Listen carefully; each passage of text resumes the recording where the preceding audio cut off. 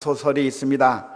H.G. 웰스라고 하는 사람이 쓴 소설인데 이 사람이 타임머신이라고 하는 그런 주제로 소설을 쓴 이래로 타임머신에 대한 그런 이야기들이 계속해서 많이 발전되고 우리들 공상영화나 이런 데 많은 주제로 사용되는 것 같습니다. 타임머신이라고 하는 그 생각은 참 기발한 생각이죠. 우리는 지금 현재를 살아가면서 이 현재만 살 수 있는 사람들인데 타임머신이라고 하는 것을 타고서 미래로 가볼 수도 있고 또 과거로 가볼 수 있다고 한다면 정말 재밌겠죠. 예, 재밌을 것 같습니다. 미래가 어떻게 될까 알고 싶어 하는 것이 우리 사람들의 그런 소망이고 또 과거에 대해서 추억하면서 과거를 보고 싶어 하는 것이 우리들의 소망거리라고 한다면 타임머신이라고 하는 이런 상상 속의 장치는 정말 흥미롭고 재미있는 그런 장치라고 생각을 합니다. 한번 그 질문을 던져봤으면 좋겠는데요. 타임머신이라는 게 정말로 발명이 될 수 있을까요? 없을까요? 손 한번 또 들어볼까요?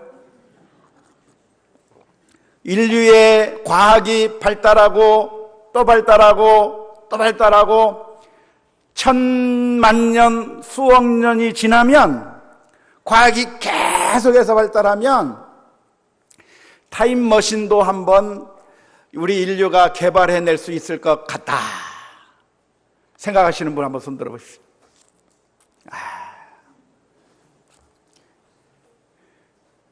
타임머신이라고 하는 것은 아마 개발을 아무리 죽었다 깨어나도 못할 것 같다 생각하시는 분 손 들어보시죠.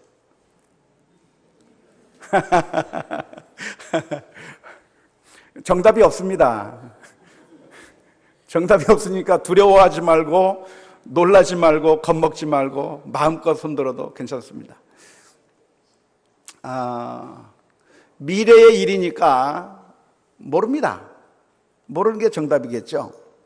하지만 제 생각에는 아무리 인류가 과학을 많이 발달한다고 해도 타임머신이라고 하는 것을 발명하지는 못할 것 같다는 게 제 생각입니다. 이건 정답이 아니고 그냥 저의 개인적인 지극히 사적이고 개인적인 생각이지 정답이 아닙니다. 제 개인적인 생각, 사적인 생각은 아무리 인류가 과학이 발달하고 수천만 년, 수억 년이 지나도 그런 타임머신을 발명하지 못할 거라고 생각하는데 그 이유는 지금까지 한 번도 미래에서 온 타임머신을 본 적이 없기 때문에 그래요. 말이 됩니까? 예.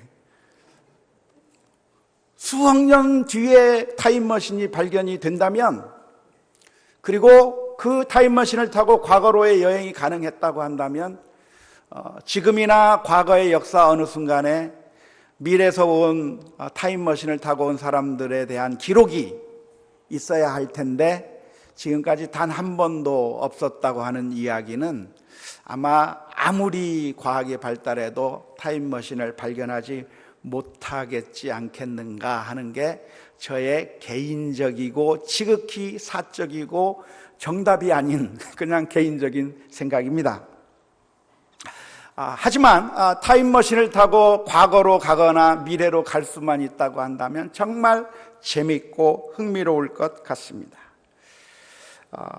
그런데 우리 인생과는 달리 하나님은 어떤 분인가? 오늘은 하나님에 대해서 살펴보는 가운데 시간과 공간의 제약을 초월하신 하나님에 대해서 함께 생각해 보려고 하는데요. 우리는 하나님에 대해서 생각하면서도 하나님을 우리가 우리들과 비슷한 분이라고 생각할 때가 얼마나 많은지 모릅니다. 그래서 우리의 제약과 우리의 한계가 있는 그것을 가지고 하나님에게도 똑같은 제약이, 하나님에게도 똑같은 한계가 있을 것이라고 생각하는 경우가 많이 있는데 성경에서 일관적으로 가르치는 하나님은 어떤 하나님인가? 우리 인간과는 달리 시간의 제약 그리고 공간의 제약을 전혀 받지 아니하시는 분이 바로 하나님이라고 성경은 기록하고 있습니다. 옛날 과거에 이방 종교를 섬기던 이방인들은 하나님을 섬기지 않고 우상을 섬겼는데, 그들이 섬겼던 우상들의 관념은 인간과 비슷한 종류의 신들을 생각해냈습니다. 바알 신을 섬기고 아세라 신을 섬기고 또 몰렉 신을 섬기고 여러 가지 종류의 신들을 섬기면서 그 이방인들은 그 신들에 대해서 생각하면서 이렇게 생각했어요. 신이 능력을 발휘할 수 있는 지역이 따로 있다. 그래서 평지에 신이 있는가 하면 산지에 신이 있어서 평지의 신과 함께하면 평지에서는 전쟁을 이길 수 있지만 그 신을 가지고 산 위에서 전쟁을 하게 되면, 고지에서 전쟁을 하게 되면 그 힘이 아무런 힘도 쓰지 못하고 우리에게 도움을 주지 못할 거라고 하는 그런 관점을 가지고 우상을 섬기던 그런 고대 사람들이 많이 있었습니다. 하지만 성경에서 말하고 있는 우리 하나님, 여호와 하나님은 어떠한 하나님인가? 성경은 일관적으로 기록하는 것이, 하나님은 시간의 구애를 받지 아니하시고 장소의 구애를 받지 아니하시는 하나님입니다. 하나님께서 우리에게 은혜를 베푸실 수 있는 시간이 따로 있는 게 아니에요. 하나님이 언제 우리에게 은혜를 베풀어 주시는가? 새벽에 나오면 하나님께서 더 많은 은혜를 베풀어 주시고 낮에는 별로 은혜를 안 베풀어 주신다? 아니에요. 하나님께서는 주일날에는 은혜를 많이 베풀어 주시는데 평일에는 은혜를 베풀어 주시지 못한다? 아닙니다. 하나님은 시간과 장소와 관련 없이 언제 어디서나 우리의 하나님이 되신다고 하는 사실을 우리가 기억하면 좋겠습니다. 요한계시록 1장 8절 말씀에 보면 주 하나님이 이르시되 나는 알파와 오메가라, 이제도 있고 전에도 있었고 장차 올 자요 전능한 자라 하시더라 그랬습니다. 알파라고 하는 말은 이 헬라어 철자 가운데서 제일 먼저 나오는 철자를 알파라고 합니다. 그리고 오메가라고 하는 말은 헬라어 알파벳 가운데서 맨 마지막에 나오는 철자를 오메가라고 합니다. 그러니까 알파와 오메가라고 하는 이야기는 우리 하나님께서 처음과 마지막이 되시고 어제나 오늘이나 영원토록 영원히 계신 하나님이라고 하는 사실을 표현하는 말씀이 나는 알파와 오메가라고 하는 말씀입니다. 하나님께서 시간을 초월해서 영원 전부터 영원까지 계신다고 하는 사실을 우리가 생각하게 될 때 우리는 이렇게 종종 생각합니다.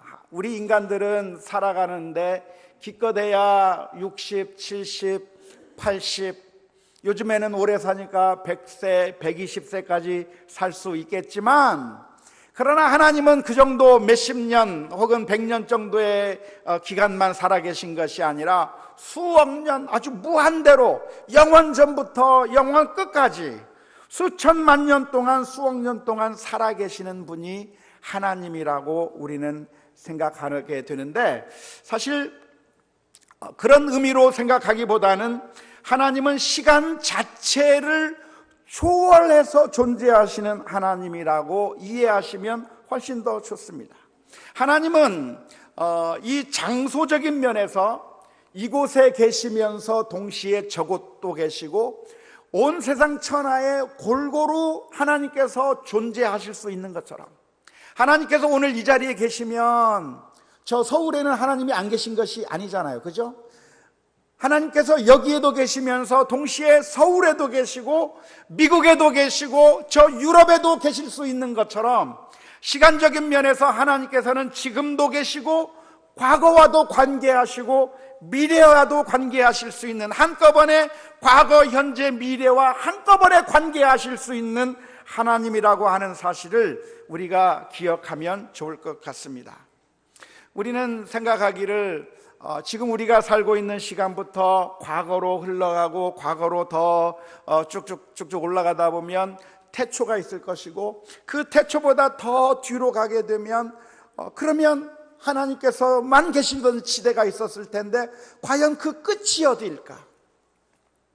미래에 대해서도 지금 이 시간이 흘러서 미래가 되고, 그래서 결국 하나님께서 최후 심판하시는 그 때가 다가오게 된다면 그 이후에는 어디까지 계속 이어질까? 시간이 어디서부터 어디까지 이어질까 하고 우리가 질문을 던지게 될 때가 있습니다.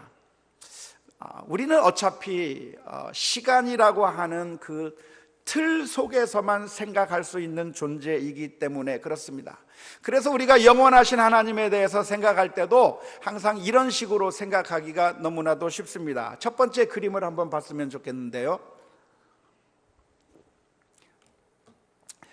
첫 번째 그림을 보면 천지를 창조하신 때가 있고 최후의 심판 때가 있는데, 그 가운데 지금 나라고 하는 그 중간에 있는 나의 존재가 있습니다. 나는 어디서 언제까지 사는가?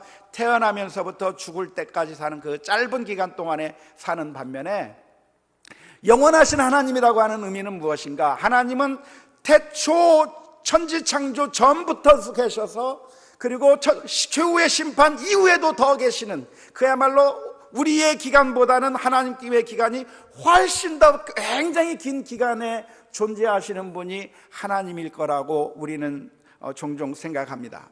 잘못된 것은 아니겠지만 좀 더 자세하게, 더 정확하게 생각한다면 이렇게 두 번째 그림을 한번 보면 더 좋을 것 같습니다. 두 번째 그림이 나왔는데요. 하나님은 어떤 하나님인가? 지금 한꺼번에 과거와도 관계하고 계시고, 현재와도 관계하고 계시고, 미래와도 관계하시는 하나님.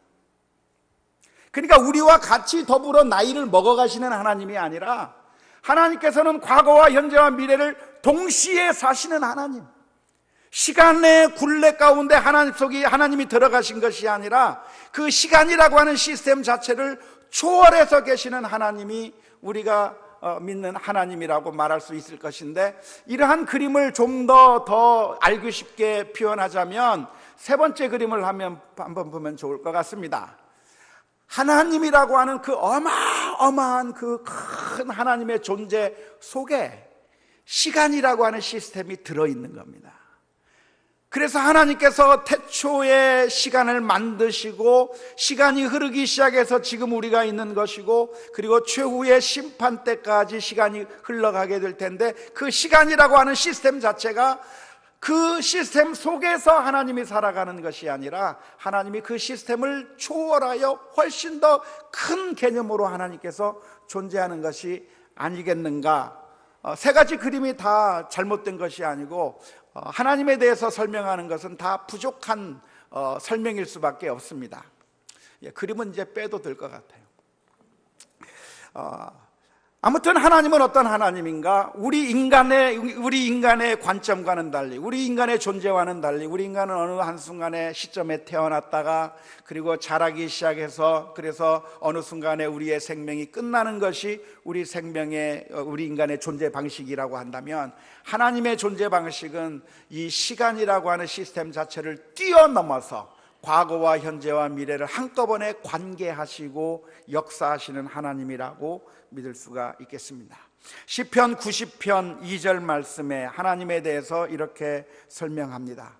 산이 생기기 전 땅과 세계도 주께서 조성하시기 전 곧 영원부터 영원까지 주는 하나님이시니이다. 우리가 쉽게 이해하는 바로는 하나님께서는 옛날에도 계셨고, 어제도 계셨고, 오늘도 계셨고, 미래에도 장차 항상 계실 하나님이라고 하는 사실을 기억할 수 있기를 주님의 이름으로 축원합니다. 공간과 관련해서도 비슷합니다. 하나님은 공간이라고 하는 그 제약의 한계 가운데 소속되어 있는 것이 아니라, 그 공간이라고 하는 그 제약을 뛰어넘으시는 분이 바로 하나님이십니다. 우리는 늘 공간의 제약을 받습니다. 그래서 이곳에 있든지 아니면 이곳에 없든지 그럽니다. 한꺼번에 동시에 두 자리에 있을 수는 없는 겁니다. 우리 인간의 제약이라고 하는 것은 항상 그 공간의 제약을 받으면서 살아갈 수밖에 없지만, 하나님은 온 세계 천하에 한꺼번에 모두 다 계실 수 있는 하나님이 하나님이십니다. 그래서 하나님을 표현하는 말로 편재하신 하나님, 어디든지 다 계신 하나님이라고 하는 말씀이고, 또 무소부재하신 하나님, 안 계신 곳이 하나도 없는 하나님이라고 하는 그런 표현으로 우리 하나님을 설명할 수가 있겠습니다. 서유기라고 하는 그 책을 보면 손오공이 등장하잖아요. 손오공이 등장하는데 부처님을 피해서 손오공이 막 달아납니다. 한참 달아나서 열심히 달아나가지고 이 세상 끝이라고 하는 곳까지 가서 딱 보니까 기둥 5개가 구름 속에 솟아나 있는 것을 봤습니다. 그래서 손오공이 야, 여기가 세상의 끝이구나 하면서 거기다가 표시를 하고 오줌도 싸고 그리고 돌아왔는데 알고 보니까 거기가 어디라고 그랬죠?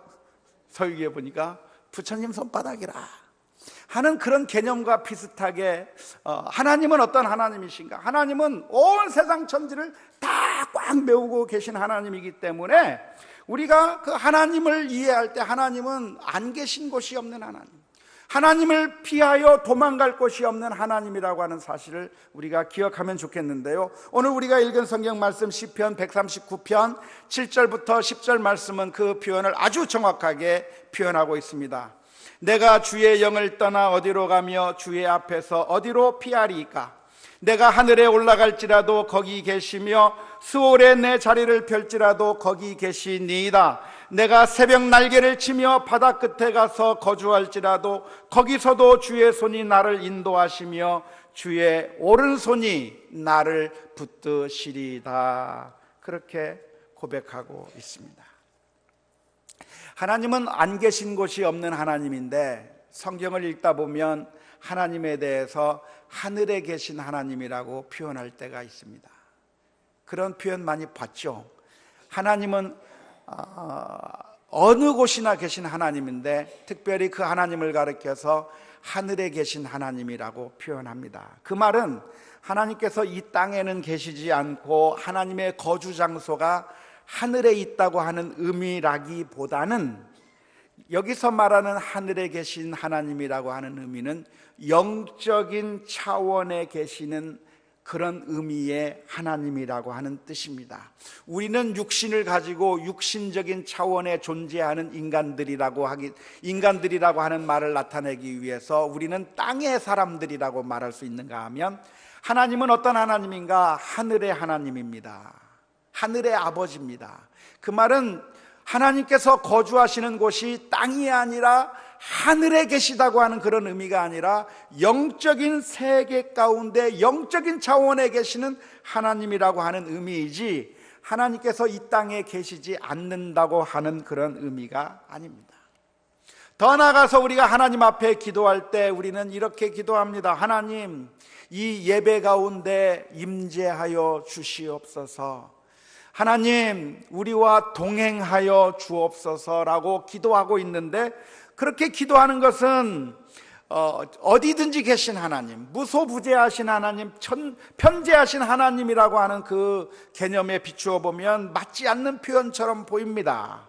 하나님이 이미 이곳에 계시고 하나님이 우리가 어디에 가든지 항상 하나님이 계시는데 하나님께서 임재하기를 기도하고 우리와 동행하기를 기도한다고 하는 것은 그것은 잘못된 기도처럼 보이지만 그것은 잘못된 기도가 아니라 그 말의 의미는 하나님께서 이곳에 계시지 않기 때문에 와달라고 기도하는 기도의 제목도 아니고요, 하나님께서 우리와 동행하지 않기 때문에 동행해달라고 기도해달라고 하는 기도의 제목이 아니라 하나님께서 우리와 함께 계시다고 하는 사실을 우리가 생생하게 체험할 수 있도록 해달라는 거예요.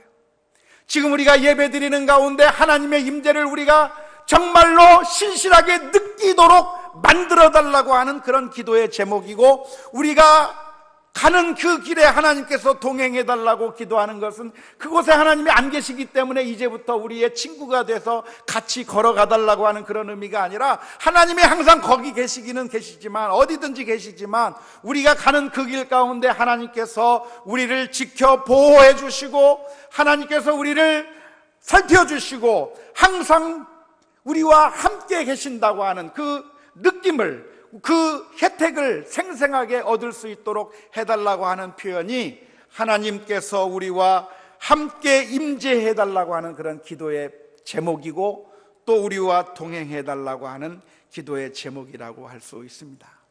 결론은, 하나님은 어떤 하나님이십니까? 안 계신 곳이 없이 어디든지 함께 계시는 하나님이 우리가 믿는 하나님이라고 하는 사실을 기억할 수 있기를 주님의 이름으로 축원합니다.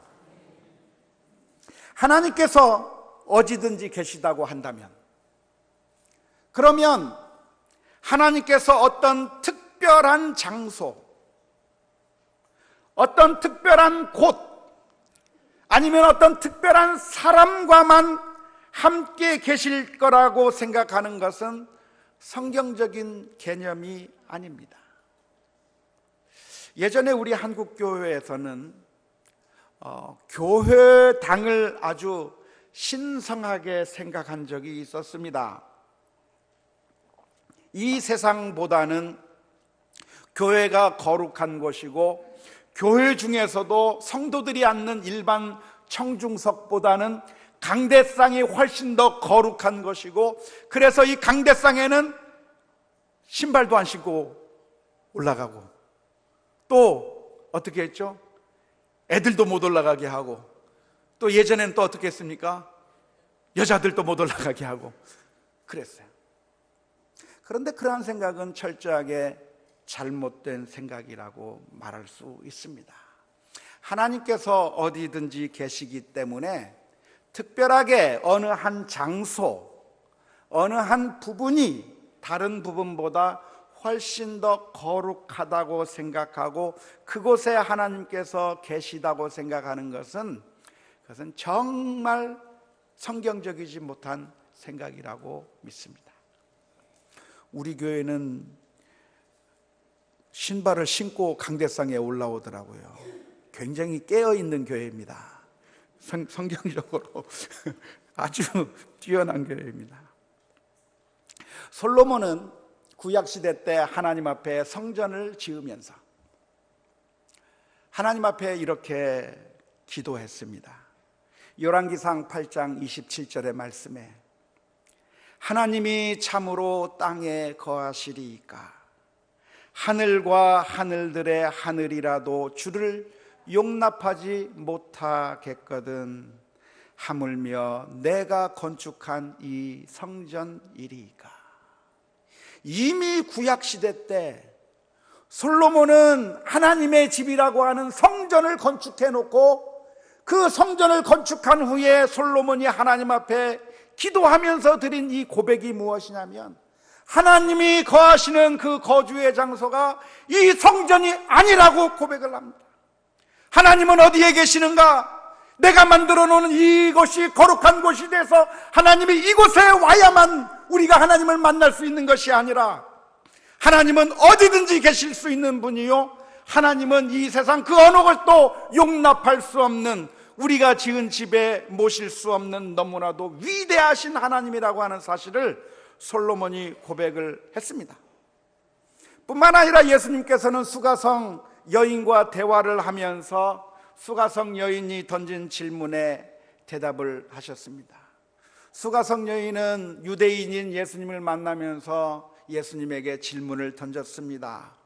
당신네 유대인들은 예루살렘 성전에서 제사를 드려야 그게 진짜 제사라고 얘기하고, 우리 사마리아인들은 말하기를 그리심 산에서 제사를 드려야 그게 진짜 하나님 앞에 드리는 제사라고, 사마리아 사람들과 유다 사람들이 서로 누가 진짜 성전을 가지고 있느냐를 가지고 서로 다투고 싸우고 있는데, 유대인인 당신은 어느 성전이 진짜 성전이라고 생각합니까? 라고 했을 때 예수님께서 해주셨던 그 대답이 무엇입니까? 요한복음 4장 21절의 말씀에 예수께서 이르시되 여자여 내 말을 들으라 믿으라. 이 산에서도 말고 예루살렘에서도 말고 너희가 아버지께 예배할 때가 이르리라. 요한복음 4장 24절의 말씀은 무엇입니까? 하나님은 영이시니 예배하는 자가 영과 진리로 예배할지니라. 우리 주님께서 사마리아 수가성 여인을 향해서 해주신 말씀이 하나님 앞에 예배드리는 것은 장소가 중요한 것이 아니라 영과 진리로 참되게 예배하는 그 예배를 하나님께서 받으신다고 말씀해 주셨습니다. 따라서 하나님께서는 교회당 안에만 계신 것이 아니기 때문에 우리가 교회당에 올 수 없는 형편이 되었다고 해서 우리가 하나님 앞에 예배를 드릴 수 없는 것은 아닙니다. 하나님을 만날 수 없는 것은 아닙니다. 우리가 잘 아는 것처럼 바울과 실라는 복음을 전하다가 빌립보 감옥에 갇히게 됐습니다. 로마 군병들이 지키고 있는 그 빌립보 감옥에서, 그것은 아주 차가운 곳이었지만, 불편한 곳이었지만 거기서 하나님 앞에 찬송을 드렸고 기도를 드렸는데 하나님께서 바울과 실라의 예배를 받으시는 거예요. 감옥 속에서도 하나님께서는 그 찬양을 들으시고, 그리고 하나님의 역사가 일어나게 됐습니다.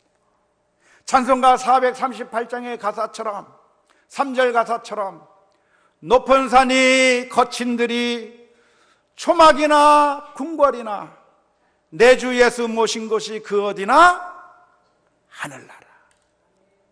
하나님께서 계신 곳이라고 한다면 그곳이 바로 하나님의 나라요, 하나님께서 계신 곳이라고 한다면 교회당이 아니라 할지라도 우리가 하나님 앞에 멋지게 예배를 드릴 수가 있습니다. 따라서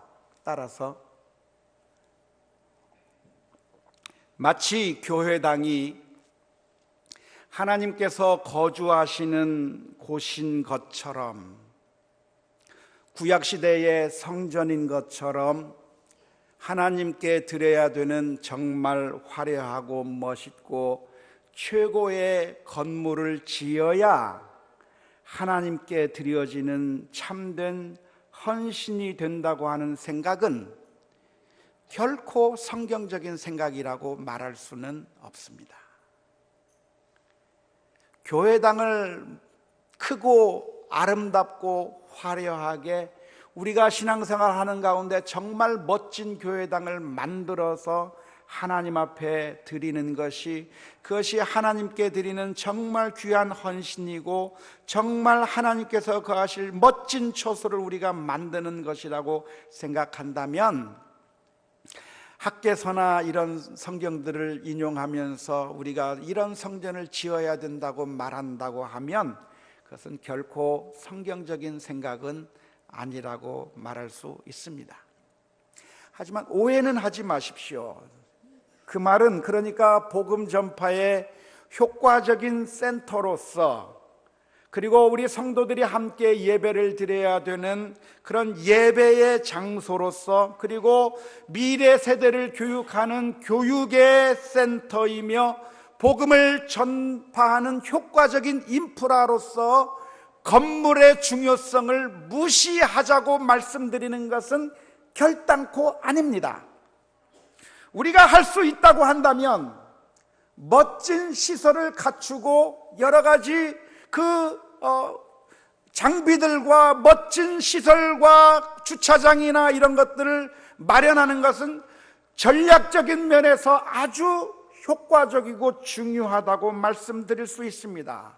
멋진 교회당을 짓고 교육관을 짓고 선교센터를 짓고 문화센터를 짓고, 요즘 사람들이 주차장을 많이 필요로 하는데 주차장을 짓고 하는 것은 그것이 무의미하고 비성경적이라고 말씀드리는 것이 아닙니다. 분명 필요한 일이라고 말씀드릴 수 있습니다. 우리가 예배를 드리고 교육을 하고 사회 봉사를 하고 선교를 하고 그리고 우리 성도들의 사귐을 위한 그런 모임의 장소로서, 전도의 전초 기지로서, 그리고 대사회적인 그런 봉사를 하는 센터로서, 그리고 자녀들을 신앙으로 잘 교육하기 위한 그런 방식으로서 멋지고 아름다운 교회당을 지을 수 있다고 한다면 그것은 정말로 복된 일이라고 생각을 합니다. 그냥 무대뽀로 입술로만 복음을 증거하는 것보다도 사실은 이런 전략적인 그런 것을 갖추는 것은 상당히 복음 전파하는 데 있어서 상당히 유리하고 좋은 것이라고 말할 수가 있습니다. 하지만 그것을 넘어서서 과도하게 마치 하나님께서 이 건물 안에 계시고 이 건물이 마치 구약의 성전인 것인 양 말하는 것은 그것은 성경적인 관점이라고 말할 수가 없을 것입니다. 하나님께서 어디든지 계시다고 하는 이 이야기는